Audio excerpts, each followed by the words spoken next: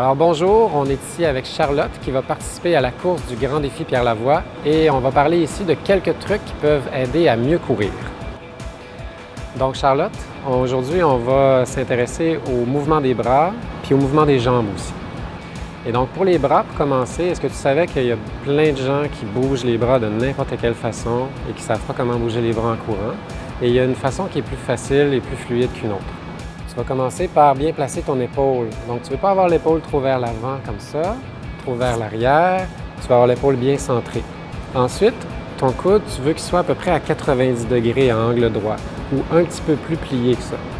Donc, on ne veut pas courir avec les bras allongés comme ça. On ne veut pas courir avec les bras comme ça non plus. La main est dans le prolongement du poignet. On veut éviter d'avoir les poignets trop cassés comme ça. Une fois que tu as ça, le mouvement, c'est juste un petit mouvement de pendule qui est activé par le mouvement de ton thorax.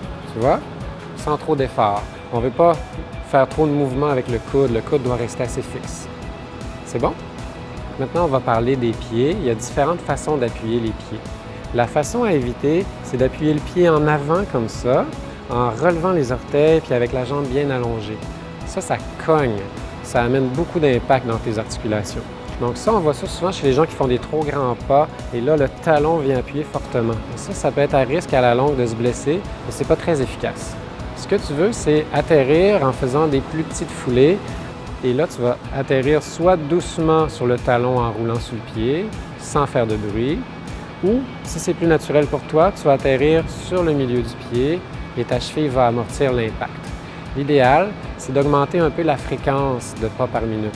Au lieu de courir en faisant des grands pas, cours en faisant des plus petits pas et normalement, on arrive à appuyer le pied d'une meilleure façon comme ça.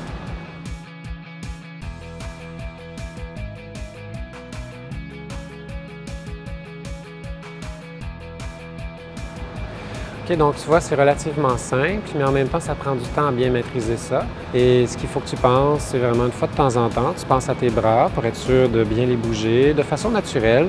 Et pour l'appui du pied, c'est vraiment de penser à ne pas faire des trop longues foulées. Il ne faut pas que ça fasse de bruit quand tu cours. Il faut que ça soit vraiment silencieux. Et de cette façon-là, tu vas être plus efficace en courant, puis tu risques moins de te blesser aussi. Donc là-dessus, je vous souhaite une très bonne continuation pour votre entraînement pour la course du Grand Défi Pierre Lavoie.